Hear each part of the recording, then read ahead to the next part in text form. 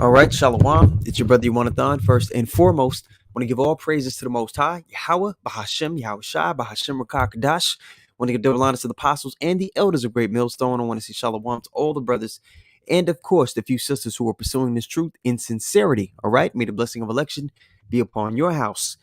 Today, we're going to talk about, the something the Bible prophesies about. The Bible talks about a time that's coming where your mobility within society is going to be limited unless you bend the knee to the powers that be. Okay. And the powers that be before the Lord returns are going to be of a particular nation. Okay. You go to Second Ezra 6 and 9. It lets you know that let me just go get it. Second Ezra 6 and 9. I'll put it up on the screen. Okay. Let's get it.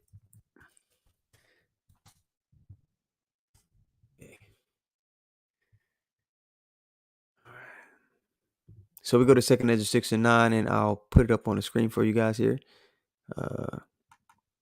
Okay.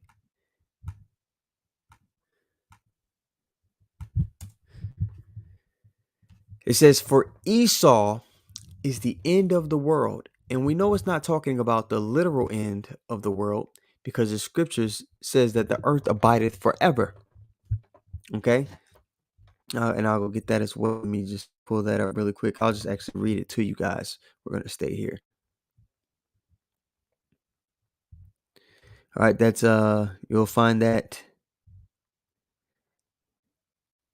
in Ecclesiastes 1:4. It says, one generation passeth away and another generation cometh, but the earth abideth forever. So here in 2 Ezra 6 and 9, it's not talking about the literal end of the world. The word here for world in the Greek is aeon, meaning an age of rulership. Okay. So the word world is used in many different facets as you go through the scriptures, which is why you have to understand, the root words, the original meaning of particular words. Okay. How the Old Testament was written in the Hebrew and the New in the Greek. Okay, so here in 2 Ezra 6 and 9, it's talking about an age of rulership. Now, when it says the end of this age, and the Jacob is the beginning of it that followeth, this Jacob is the beginning of it that followeth is the kingdom of heaven. Now, the age that Jacob is going to be ruling, all right, that's an everlasting age. That's an everlasting kingdom. Okay, so just before the kingdom of heaven is established upon the earth, we know that the Edomites would be ruling. Okay, so this time that's prophesied to come, and we'll go to 2 Ezra. Let's get it 13. Let me see here. No. Bear with me really quick, guys. Pull this up.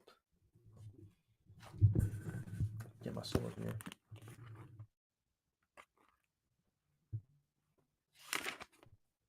Second Ezra 15. All right.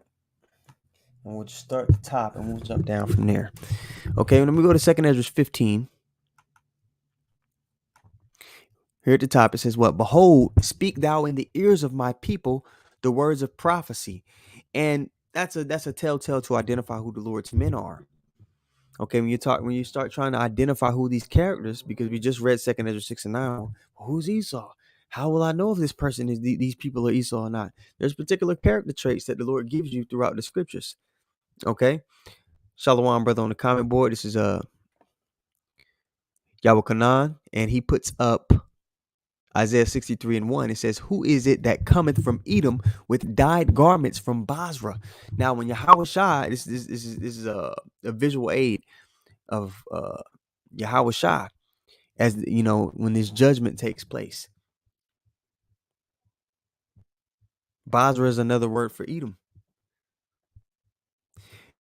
This that is glorious in his apparel, traveling in the greatness of his strength, because he's not going to meet them as a man when he comes back. He's going to meet them as a great angelic force.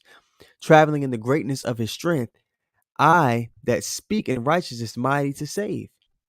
Okay, so the Lord has a quarrel with a specific people.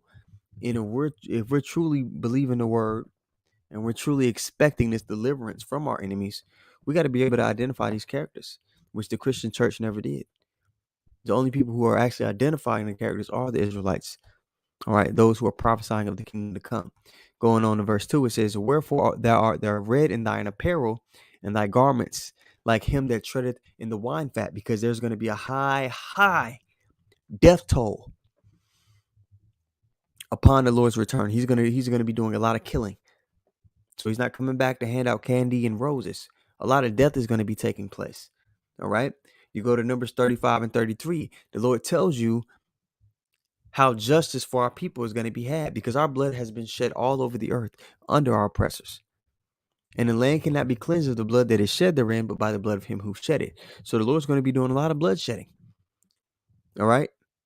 To bring forth justice. And we're not, you notice I said the Lord is going to do it, because, they'll take snippets from all the different brothers like this. Like we're the ones doing. No, we're waiting upon the Lord. He's going to be the one to render justice. Vengeance is mine, thus saith the Lord. Okay. And verse 3 here, it says, I have trodden down, so like I have trodden the winepress alone, and of the people there was none with me. For I would tread them in mine anger, and trample them in my fury, and their blood shall be sprinkled upon my garments, and I will stain all my raiment. For the day of vengeance is in mine heart. Because remember, to him, this just recently happened. A day with the Lord is as 1,000 years. So to the Lord, to Yahushua, when he comes back, it's gonna be like this is fresh. That's why the scriptures say, and every eye shall see him, and those who pierced him, those same spirits are gonna be back here today, and they're gonna, we're gonna see them, partake in this justice that the Lord is going to be rendering out. All right. For the day of thy vengeance is in mine heart, and the year of my redeemed is come. All right. So now let's go back here to Second Ezra, the 15th chapter, and we'll start at the top. Behold, speak thou in the ears of my people the words of prophecy, and a way to identify the Lord's men, his prophets. They're going to be occupied in prophecy nonstop. They're going to be drilling it. Okay. And we know that because the spirit of Yahushua, they're going to come into his spirit. And the spirit of Yahushua is the spirit of prophecy, right? This is Revelation 19 and 10. It says, and I fell at his feet to worship him. And he said unto me, see thou do it not. This is what the angel was saying back to him. I am thy fellow servant and of thy brethren that have the testimony of Yahushua. Worship Yahweh, for the testimony of Yahushua, and this is the point, the testimony of Yahushua is the spirit of prophecy. So this is a way to discern who the actual men are. They're going to be occupied in the prophecies, and they're going to be able to line it up throughout the volume of the book. You see? Now let's go back to Second Ezra, the 15th chapter. Yeah. Behold, speak thou in the ears of my people the words of prophecy, which I will put in thy mouth, saith the Lord, and cause them to be written in paper, for they are faithful and true. Now let's jump down.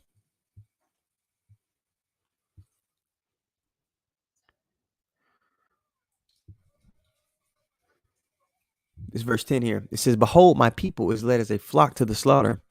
I will not suffer them now to dwell in the land of Egypt. And we know America, Babylon the Great, is spiritual Sodom and Egypt. Revelation 11 and 8. But I will bring them with a mighty hand and a stretched out arm, and smite Egypt with plagues as before. So we know this isn't talking about ancient Egypt, because it says as before. And will destroy the land thereof. This place is going to be completely decimated. Not a soul is going to be dwelling here, man. Just the birds, and foul beasts. So we know the very fashion in which this place is going to be destroyed as well. All right. We've been given the spoilers to the movie. All right. Verse 12, Egypt shall mourn, and the foundation of it shall be smitten with the plague and punishment that Yahweh shall bring upon it. They that till the ground shall mourn, for their seed shall fail through the blasting of and hail, and with fearful constellation. Woe to the world and to them that dwell therein. So a horrible time is prophesied to come, pursuant to Daniel 12 and 1, Matthew 24 and 21. Okay. And a man shall desire, Salakim, jump down a little bit. This is verse 15 that we're getting into the point. It says, for the sword in their destruction draweth nigh, and one people shall stand up and fight against another, and swords in their hands. Why are these conditions playing out on the earth? Because there's going to be a lack of food. Okay. Because the governments are going to be pushing some hard draconian measures that are going to cause people to be in survival mode. All right, verse 15. For the sword and their destruction draweth nigh, and one people shall stand up and fight against another. So infighting within in these different countries, major fighting between their militaries.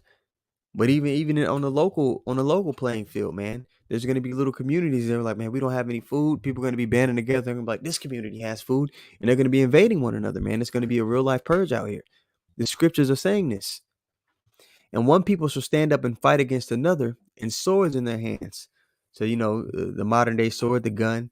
2 years ago, man, in South Carolina, when I was doing deliveries, I was dropping off hundreds of cases of bullets.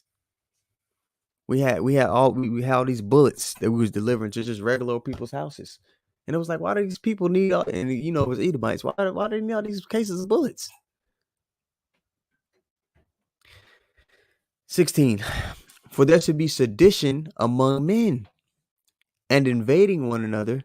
They shall not regard their kings nor princes. People are going to be like, to hell with the government, because they're going to realize that these governments, these politicians, they're all bought and paid for by the elites, and they don't have their best interests at heart. So people are gonna, they're gonna be out to survive on their own. Okay, they're gonna be willing to do whatever to survive. It's gonna be a different time, and of course, and the course of their actions shall stand in their power. A man shall desire to go into a city, martial law, checkpoints, not being able to go and come as you please. And if you live in a city like Pittsburgh, where to get to each part of town you got to cross a bridge, it's going to be hard to navigate. All right. A man shall desire to go into a city and shall not be able. For because of their pride, the city shall be troubled, the houses shall be destroyed, and men shall be afraid. A man shall have no pity upon his neighbor. Okay, we always give this illustration, man. You go, hey, Joe, you got a can of beans? Yeah, man, I got an extra can. After a little while, Joe's not going to be able to lend you any cans. And that party's going to be like, you know what? I've known this guy, he's been my neighbor a long time, but I'm going to have to kick his door in. My children have to eat. That's going to be the reality people are struggling with, man. And it's going to be playing out. And it's going to be a common thing that plays out. Okay? Verse 19. A man shall have no pity upon his neighbor, but shall destroy their houses with the sword and spoil their goods because of lack of bread and for great tribulation. Now, there's a couple clips I want to show you guys. I might not show you one of the clips because it might get my page taken down. Ain't that something? But let me see here. There's a clip in China, because China is supposed to be the WHO, Carl Schwab. They said China's supposed to be the model for this new industrial, this new industrial revolution, and they've been going through lockdown since the plan started. Their reality is not all the way, not even close, really, but it's you can see it's leaning towards what we're reading about. Okay, so let's go look at that. Let me pull it up here. Let's go watch this little 30-second clip. This is a man in China, and you'll see the clip. It'll have the caption on it. All right, so no further ado, here we go.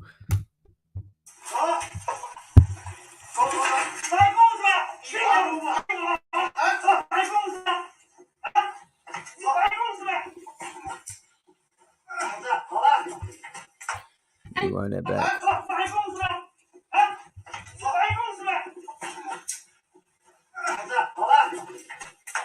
哎，你们能不能不要这么暴力？就说句话的时间就不行吗？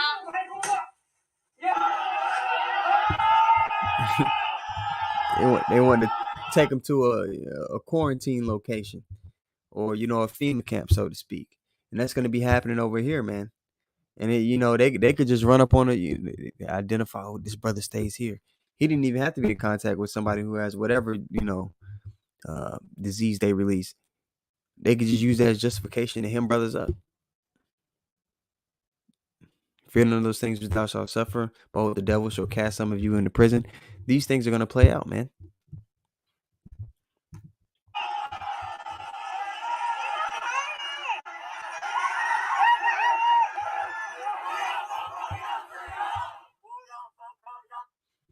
So this is what your world leaders. This is the place that's saying that this is the new model for this new revolution that they're trying to push forth. Where are we headed? Well, we know where we're headed. But this is our grace period to build up the spirit to endure these things that are getting ready to play out. All right, let me should I play this other clip?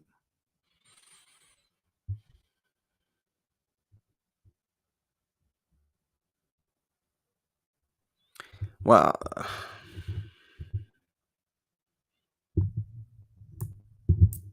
I'm gonna put the other clip on Odyssey. I'm not gonna play this up. All right, but so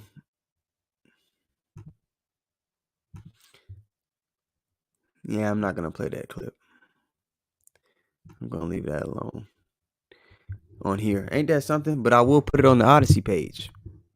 Can't even speak freely here, man, and we know where we're headed, man. Let's go read Amos 8, and we'll start at verse 10, but we'll read it in the NLT. Okay, so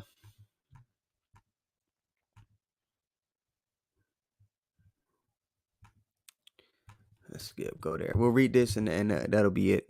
All right, so this is Amos 8 and 10. It says, I will turn your celebrations into times of mourning and your singing into weeping.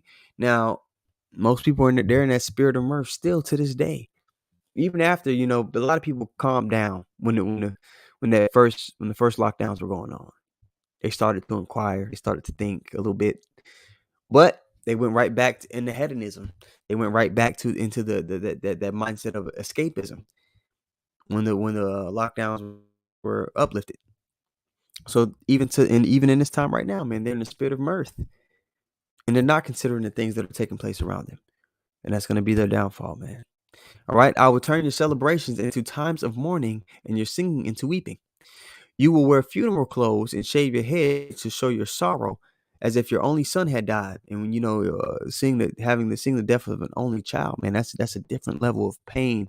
That's a different level of sorrow. Okay, how very bitter that day will be.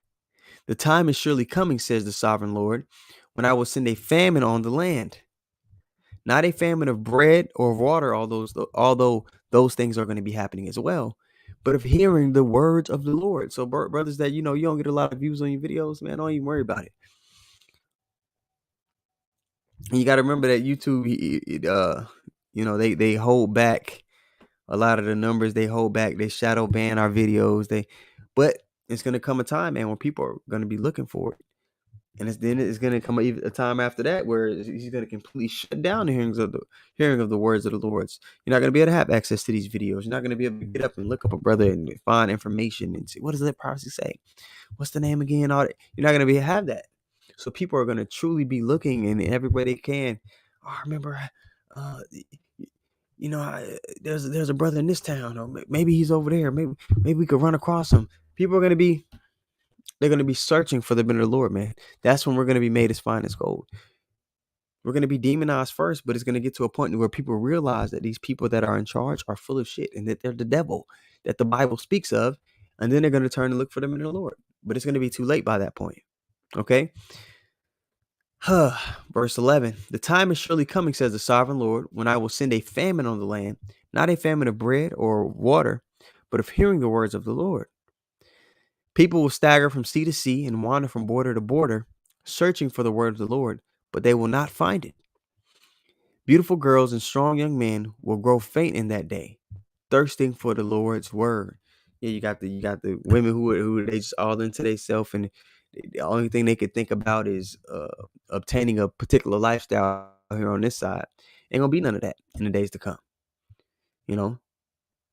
You got the dudes who only think about women and getting money and trying to achieve things here on this side. It's not going to be anything to achieve on here on this side. Even if you do bend the knee, it's not going to be nothing worth having. Okay. Carl Schwab, he already told you, which he's a henchman of the elites, that their plan, their goal is for you to own nothing and be happy. How can you have a luxurious lifestyle when you own nothing? All right. And even these celebrities now, man, they have, particular things, but they don't really own none of the shit they have anyway. But it's going to be a heightened version of that. Verse 14. And those who swear by the shameful idols of Samaria, who take oaths in the name of the God of Dan, and who make vows in the name of the God of Beersheba, they will all fall down, never to rise again. Man, people who trust in science, people who trust in these idols, people who lean on other things for salvation besides Yahweh Shem Yahweh Shah, man, they're going to be in dire straits. Okay, but those who fear the Lord, although we're going to be saved by the skin of our teeth, the scriptures say that his servants are going to eat. All right, that we're going to drink, that we're going to be able to navigate through this perilous time, and that ultimately we're going to be taken out of the way of the destruction. There's only one way to live forever. Okay.